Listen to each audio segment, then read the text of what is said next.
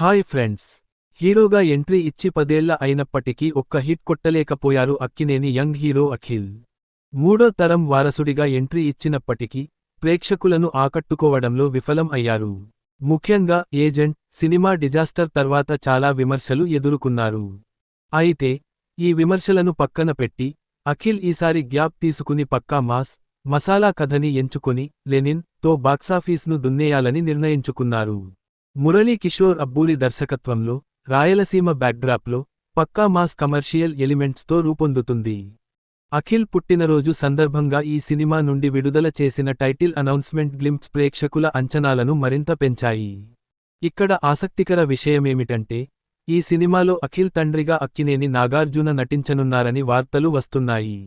Power ఫుల్గా సాగే ఈ పాత్రకు నాగార్జున సరిపోతారని మేకర్స్ భావిస్తున్నారు. ఇక ఇప్పటికే ఈ సినిమా 80% పూర్తి అవ్వగా చివరి షెడ్యూల్ మాత్రమే ఉంది. అయితే తాజా సమాచారం ప్రకారం ఈ సినిమా క్లైమాక్స్ సీన్లో ఒక స్పెషల్ గెస్ట్ రోల్ ఉండనుందట. ఈ పాత్రలో ఒక సీనియర్ హీరో కనిపిస్తాడని, క్లైమాక్స్ మొత్తం పవర్ఫుల్ యాక్షన్ సీక్వెన్స్ ఉంటుందని టాక్ వినిపిస్తోంది.